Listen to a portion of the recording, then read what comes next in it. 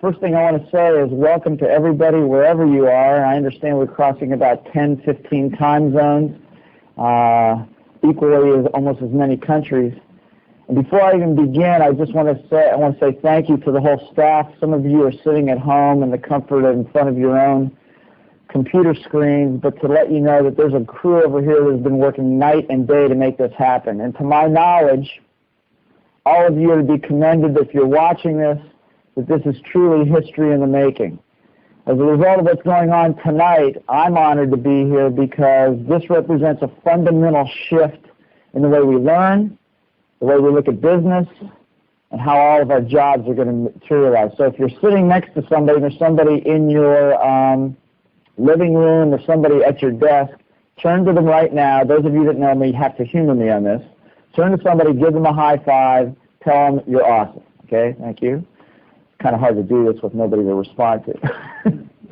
So thank you all for being here. Like I said, this is going to this revolutionizes the way we look at business, the way we look at everything. But one thing, and the reason that I'm here tonight, to talk to you a little bit about one skill that regardless of whether we're in the e-commerce world, whether we're in the industrial age, information age, is one skill that everybody here must master, and that's that of sales. Now, some of you that have known me, there's some friends of mine in Perth, Australia, probably going, what in the heck is this guy doing? He talks about teams. He talks about leadership. Why are we dealing with sales, and of all things, sales dogs? Well, the reason for it is this, is that in my career, as I have spent the last 15 years working with corporations all over the world, it never ceases to amaze me that most any transaction, any successful transaction, is conducted by somebody that is successful in sales. Now, let me explain a little bit further. Years ago, I went to work for a company by the name of the Blair Corporation. They're now called Unisys. The reason I did that is because I figured that in my business career, the best thing that I could do for myself is train myself. Just recently written a book on the subject that's going to be released within the month. It's called Sales Dogs. When it says Sales Dogs, why that dog will hunt / sell, and why some cannot. Now, why did I write the book? I wrote the book because, in fact, anybody can sell. You don't have to be an attack dog to be able to sell. And the reason that I took this on is because through dealing with hundreds of thousands of people over the years, in terms of team building, leadership, motivation, all of that stuff, everybody would walk away from the seminars going, yeah, that's great, I'm inspired. But then they'd walk away and not do anything about it. Why? Because teams are hard to build. Leadership takes a lot of effort and responsibility. It's not for everyone. But the same lessons apply. The reason I did this is the very same lessons apply when you sell. The difference is, of all the skills that you can master in the world, sales is the only skill that will put cash immediately in your pocket. Now, I know nobody out there is interested in cash in your pocket, correct? Wrong. Everybody should be, and everybody can be. The truth of it is what this book dispels is the fact that there's a certain stereotype that you have to be in order to be able to sell. And I'm going to get into that in a second. But there's two reasons why anybody can sell. Number one is that if you're trained properly. The reason we use dogs is if training salespeople is the same as actually training dogs. Now, those of you that have dogs out there, look at that whimpering canine sitting in the corner and just go up to them, pat them on the head, tell them you love them, because, in fact, from now on, for the rest of your career, that dog is going to teach you more about how to make money than anybody else ever will. Let me explain. That dog, first of all, I wish I would have owned a dog before I was a sales manager, number one. Second of all, I'm the proud father of a beautiful 4.5-year-old son. I also wish I'd have had a dog to train before I had my son. Why? Because they're trained the same way. The reason some dogs, and so what I say is that sales dogs, a true blue salesperson is a sales dog. Think about it. A dog will come up to you, drop a stick at your foot 101 times, take every rejection in the world, and still drop the stick at your foot, hoping that you'll throw it for them. Now, let me just get into it since I don't have a lot of time. There are 5 types of salespeople. Those of you who are sales managers out there, directors, please understand this. Rule number 1, if you want to have a great sales team that sells hot and sells a lot of money, sells for a lot of cash, you've got to know their strengths. The premise of this book is to understand how to play to your strength and have it put cash in your pocket. How do you do that? First of all, you got to understand what kind of dog you are. First of all, let me just read to you one little piece out of here. We'll find out if you're even qualified to be a sales dog to begin with. First of all, answer a couple of these questions. Do you have a natural persistent streak in you? Okay. If John Butler's out there, he said yes.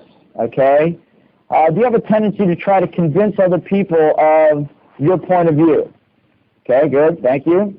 You find that when you're talking in a group of people, that something about something that you're interested in, that your voice gets louder and you naturally get more dramatic.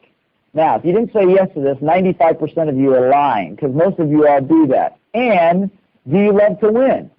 If you answer yes to any of those, you're a true blue sales dog. You can make a ton of cash understanding your strength. Now, here's how we begin. First of all, there are 5 types of salespeople. Sales managers, listen to this, because if you don't understand the type of sales dog you have, if you're trying to mold them to the kind of dog you are, you'll never be successful.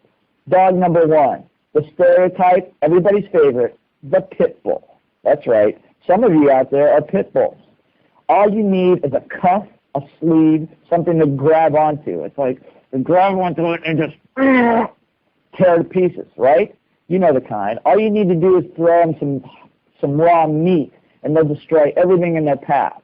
That is the stereotype of most salespeople, the pit bull. However, the truth of it is very few of us are the pit bull. Very few of us are attack dogs and just love to go after the hunt. More likely, you might be a poodle. The poodle looks good, very sophisticated, very elegant, and would never even consider getting their paws dirty over chasing some stupid stick into a river or into the mud. Some of you are poodles, definitely looking good and making sure that you always portray the best image out there. You are the marketing gurus. The pit bull is the attack dog, the confrontation expert.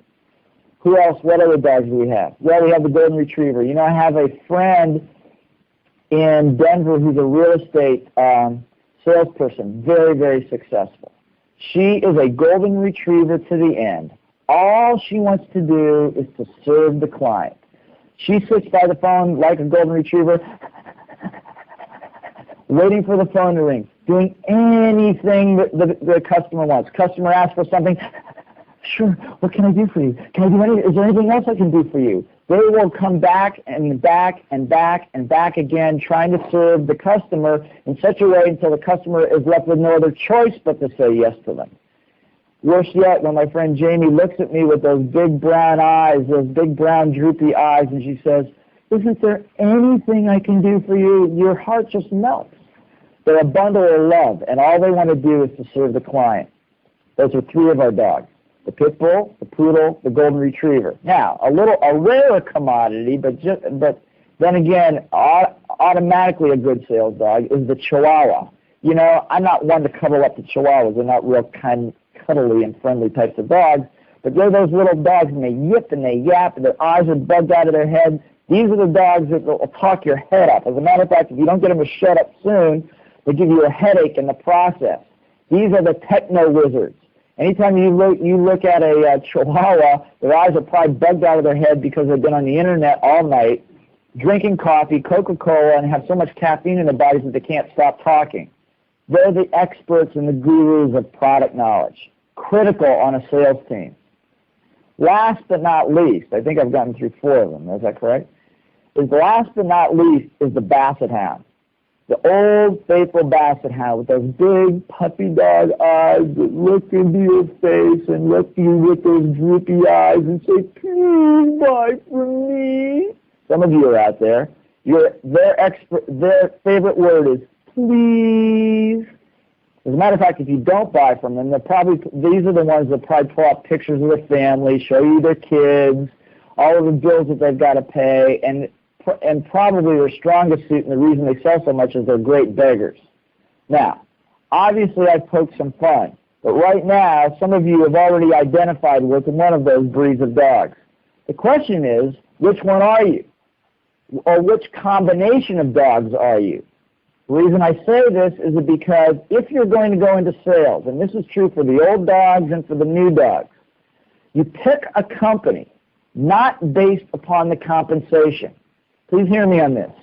When I chose Burroughs years ago, I told you that I chose that company because they had one of the best training programs. They probably had the worst commission program, but they had one of the best training programs. The reason you pick a company based upon what you're going to learn, not on the compensation. Then what you do is take on a mentor, somebody within that organization, a sales manager, a director that is not your type of dog. Look, if you're the poodle, you need to learn some skills from the basset hound on how to build personal rapport.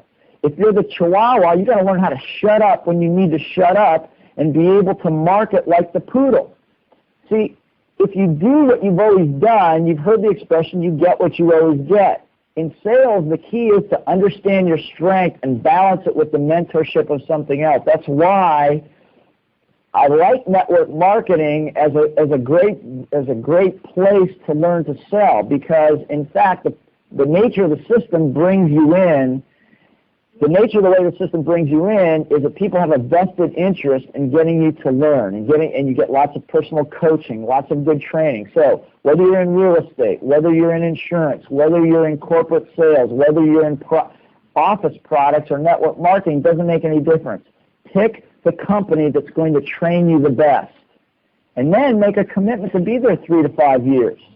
Why? Because it takes that long to be able to develop the skills that you need to develop.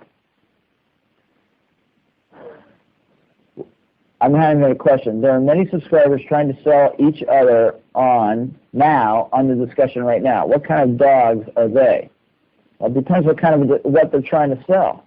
Are they trying to sell each other on the value of the program? Then you're probably a Chihuahua. If you're trying to sell people on the value of this program just in order to say that you won and you got your point of view across, you're probably a pit bull.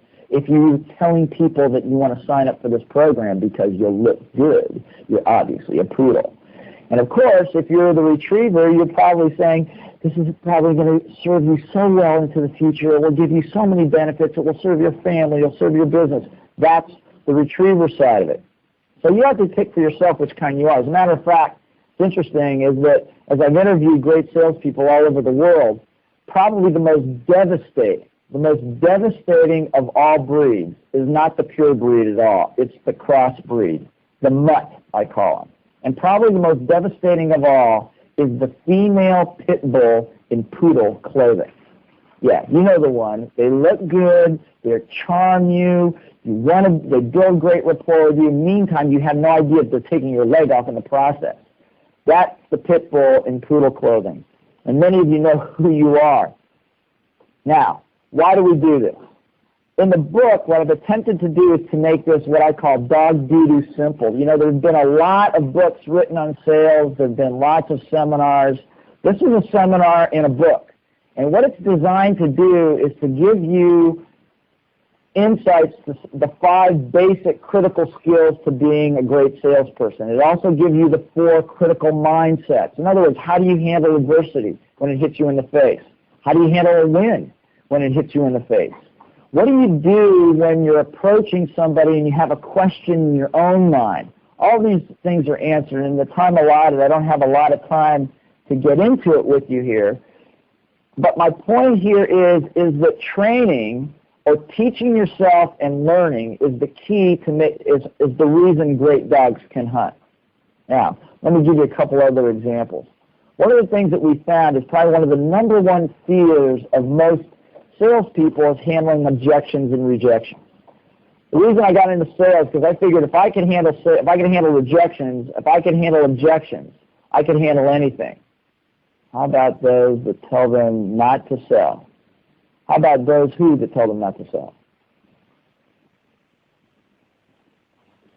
Oh, okay. Oh, so yeah. I'll get back. Sorry about that. I'm going to get to that in a second. There was a question that just came up. What about people that say, don't sell? Well, most of those people, the only person that would say go out and sell hard would probably be a pit bull. The people that say don't sell are going to probably be people like the retrievers or people like the poodles. They don't want to be seen to getting dirty. They want to be seen as servicing the customer. As a matter of fact, one of the things we talk about in the book is the fact that in order to be successful in sales, at some level, you've got to pick up the skills from all the breeds. In other words, you got to have the marketing skill of the poodle. I don't care how, if you're a basset hound and you're good at building personal rapport and building integrity and all that industrial age stuff, I mean, it's cool, it's good, but you will never compete with a poodle that's getting 10,000 hits on their website every week. That's good marketing. So you've got to be able to balance both of those, or actually all 5 of the skills. The other thing is that what the retriever knows is that most sales come from existing clients. In other words, if you continue to service the client, you can upsell, cross-sell, get referrals, all of those things from the existing clients. The problem with the pit bull keeps running out there after new territory and burning the bridges behind them. By the way, some of you are thinking, well, I'm not really a pit bull. I'm not really even a poodle.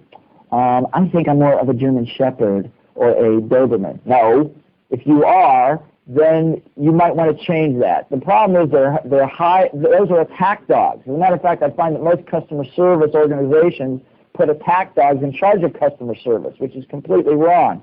You called up and try to get something handled, have a customer service problem, and all you get is growling at the other end of the phone, intimidated to heck, you hang up the telephone.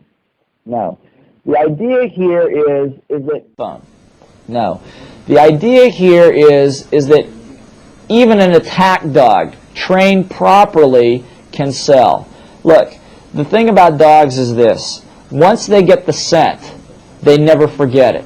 Once they get the scent and the thrill of the chase, they will chase over and over and over again. Dogs are very, very persistent. That's the reason I picked dogs. As a matter of fact, a famous actor once by the name of Lenny Bruce, once said, men are like dogs, women are like cats. He says, you can, if you beat a cat or you hit a cat or scold a cat, the cat runs away. But guys are like dogs. You beat them, they keep cowering back for more. They keep coming back for more. Now, I'm not going to get into the gender side of things here. But in fact, sales is the same way. Dogs are persistent. The other thing is, as I was starting to say before, the issue about objections and rejections, you ever see a dog catch a cat? No. I mean, dogs never catch cats. They chase cats forever. They've been chasing cats for 5,000 years. I don't think one dog has ever caught a cat. However, do they lay on the floor, put their paws over their head and start howling, failed again? Of course not. They don't take it personally. Their tongue comes out, and they're back at it again. What I'm saying is, as you look at your dog sitting in the corner of your kitchen or the corner of your living room or wherever they're sitting, take some very powerful lessons from them. I created an objection-rejection system. It's basically a system that says this. As a matter of fact, hopefully you can be able to read this. Is if all of a sudden somebody comes up to you and says this, I have no time to see you. Right now, I give you exactly 5 seconds to answer it. Go. Okay? Some of you couldn't say a word. Some of you probably said something stupid. Others of you probably came up with something good. The difference is, it's not what the question is, it's how you emotionally respond to it. So what we did is we created a system that not only has the objection on it, but it's got the answers on the back. How do you handle it? What are the questions that you ask? So that you drill them over and over again. Now, some of you are pretty familiar with a very dear friend of mine, Mr. Robert Kiyosaki. Now, Robert went to work for Xerox. I worked for Burroughs at the same time when we lived in Hawaii. One of the things that we did, we also both learned to teach a course called Money and You that many of you have participated in or are familiar with. One of the best forms of sales training we did, and where this idea came from, is we used to lock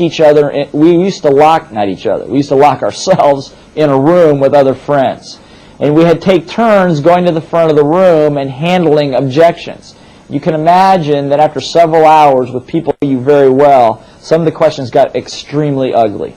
And I won't repeat any of those in these companies. But by doing them over and over and over and over and over again, what happens mentally and psychologically is you begin to desensitize, the emotion begins to drop away from it. In other words, the flashcard system that we've created here is specifically designed that within a very short period of time, when you see these, by the way, we picked the 40 toughest objections that most of you will ever face. Once you drill them enough times, is what happens is the emotion drains away, you're able to think clearly and then ask the proper questions to stay in the hunt. The problem is most people completely freak out at the moment that they're derailed. That's why we created the system. Probably one of the most important parts of sales training, most important parts of your life that you can learn from it. What are some of the other things? The other thing about sales dogs, if you understand the mentality of dogs and you want to train those of you that have networks, those of you that have sales agents working for you, the key is how do you manage this group? So once you bring in new pups into an organization or into your household, what do you have to do? You have to puppy train them. You have to take them to obedience school. You got to create some rules. Like, first of all, they're not allowed to tear up the furniture. They're not allowed to pee or poop in the house. What does that mean? That means that if you make a mistake, that you're personally responsible for it. It's kind of a code of honor for sales dogs, so to speak. So what we've done is we created a full formula as to how to set up the team, A, to be able to be voracious sales dogs. B, how to get them to play to their strength, so that if they are the chihuahua, if they are the product expert, how do they use that to their advantage, and what types of clients do they go to in order to generate lots of sales? The problem is most sales managers try to mold the sales dog to their type, whoever they are.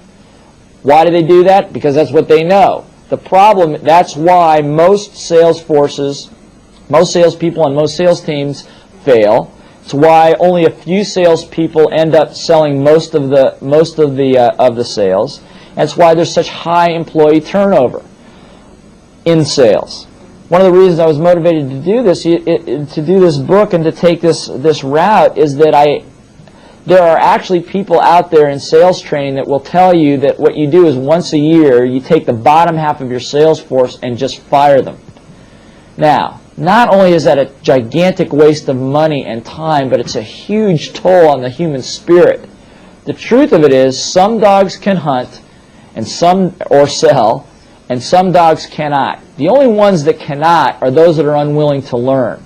You all heard, can't teach an old dog new tricks? Well, that's not true.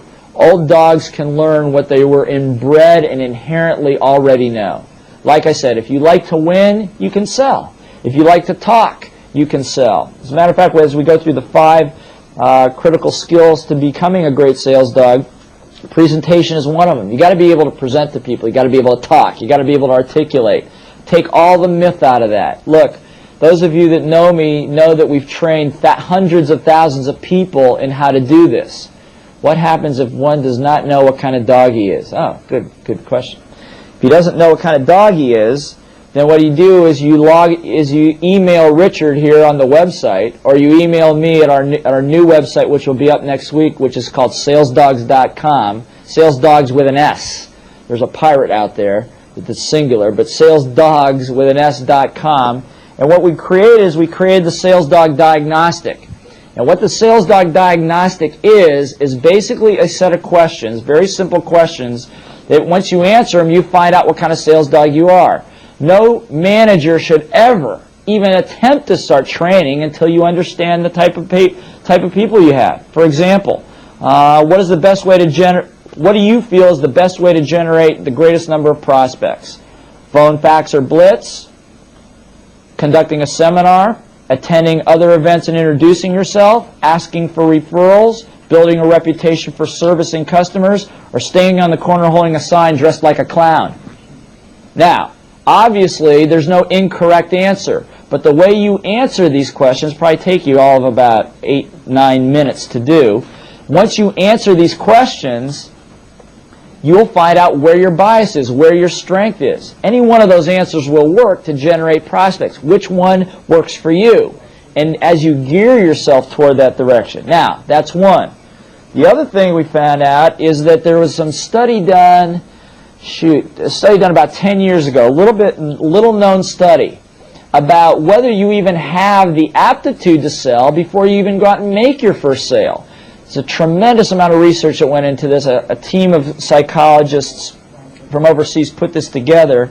We've exclusively licensed this diagnostic. It is not available anywhere. And basically what it is, it's the attitude and aptitude questionnaire. In other words, by completing this particular diagnostic, can make a difference in a minimum of a 35% increase in your sales. Average 50%, as high as 85%, by understanding the right mindset and the right attitude. We can not only test for it, we can give you the process to change your mindset if you don't test well against it. Okay, the next question I got here. You think you're a poodle, but actually something else. What happened? Oh, you think you're a poodle, but you're really not? Oh, because you're probably a legend in your own mind. That's obvious. You think you're a poodle because you want to look good. The problem is most of your friends know that you would rip any raw meat to shreds on any given signal. Some of you, it doesn't matter what dog you think you are. It's what dog you are. Just take pride in it. There's no shame in being a pit bull or a poodle. As a matter of fact, there's probably very few pure breeds, as I found. Most of them are crosses. For example, my father, the eternal salesperson. My dad is 71 years old. He is a pit bull actually in basset hound clothing. Why? Because he has that soft, rapport-building capability. He wants to look you in the eye, build personal rapport. He prides himself on integrity. By the way, basset hounds can't stand when people betray them. They think that everybody should be as loyal as them. So that may strike a chord for some of you. So he's a cross. He's a basset hound. But he's also tenacious. He will pester a person until they're blue in the face. What about sales dogs that drop their products on the footpath? Is that what you said? Yeah. What about sales dogs that drop their products on the footpath? Now, I'm not sure exactly what that means, but I'm just going to interpret what it means. A sales dog that drops their product for something else or jumps to another company, that's what we call a stray. Okay, now, dogs, you know what happens to dogs if they go stray. They run around, they jump from company to company, product to product, place to place, and sooner or later they get caught, they throw them into the pound, you know, and they cut off your you-know-whats. They're neutered. So what happens is with the very essence of the spirit for the hunt or the kill gets knocked out of them. That's why I say you got to focus, and we have a whole career counseling piece in here, is how to pick the company, how to stay focused on it, and actually how to migrate across what we call the sales dog cycle. So that you can actually, starting in retail sales, ultimately to the fifth dimension of sales dog sales, you can increase your income by at least 20-fold. The point is, don't drop your product in the footpath. Stay focused. Get the training you need. If you're not getting, the only reason to switch would be if you're not getting the training that you need in order to learn what you need to learn. That's what's important. Any other questions? Do you have another question? No? Okay. So, in wrapping this thing up, because I see I'm just about... what's that? Who wanted to say hello? I want to say hello. Oh, yeah. Okay, hello. This is obviously very awkward for me. I'm used to doing it with a live audience, not looking into this little lens here. But there's some friends of mine out there. I'm sure there's some friends of mine in Perth. You guys have been the inspiration for all of this from the very, very beginning. That is for anybody who's never been to Perth, that is the biggest pack of pit bulls I've ever met in my entire life. They all think they're poodles. They think they're all the other things. Don't let them fool you. You turn your back, they've got you by the seat of the pants, and they'll never let you go. So thank you to all those guys there. Okay? Say hello to everyone. I want to be sure that this is live. Yeah, this is live. Is there somebody, hopefully there's somebody in San Diego. I don't know what time it is in San Diego, but where I learned all of this was in San Diego. As a matter of fact, my great mentor in the process, a fellow by the name of Marshall Thurber, who started Money and You, was probably the epitome of all sales dogs. He basically had it all. He was the sales dog. He had the sophistication. He had the intellect of the Chihuahua. He had the tenaciousness of the pit bull. And in fact, for all my friends in San Diego, I hope the surf is up. I hope it's nice. I'd like to get back to the States as soon as I possibly can. Hopefully there's people here from all over Asia. I want to say this. I mean, I'm throwing in the sales dog piece. The significance, however, today is not about what I have to say. The significance about what today is about is the fact that you are doing something that has never been done anywhere. Training has never been done this way. Hopefully you learned something in this process. But training has never been done this way. And if you understand that paradigm shift, we all here are a part of history. The thing I want to do is I want to thank Richard Tan for putting this all together. He's going to come on here in a second and say something to you. I want to thank all of you for being willing to listen. The last thing I want to say is just the last thing out of this book when it comes to sales dogs. I'm just going to, if I got about 10 seconds here, let me just say this. At some point, you're going to determine what kind of sales dog you are. At some point, you're going to understand also that any transaction is a sales transaction. You've heard that before. But the thing is this, remember that every dog has their day. Sooner or later, day will come and success will prevail, no matter how much adversity you deal with. What you do with that experience may be as important as any other experience that you as a sales dog have. Be sure to leverage it and build on it. As humans, we remember mostly things we see. When we recognize a smile, it's a sign of approval. When we see a familiar face, we remember a friend. But dogs remember what they smell. Once the scent of a deal becomes familiar in their senses, they will be able to track down their quarry no matter what it looks like. The scent of the hunt is the same. Teach your sales dog to trust their senses, trust your senses, and pursue the scent that will lead you to wealth. Last word of advice. Because it is said that a dog is a man's best friend, the one rule that all sales dogs know, that when the going gets tough, when adversity is facing you, remember to be your own best friend. You guys are awesome. Thank you so much for putting up with me. Thank you for having me here on this initial broadcast. The future is different. Good luck, good selling, and tell the truth about what kind of sales dog you are. And if you have any questions, ask your significant other. Thank you. Good luck. God bless you all.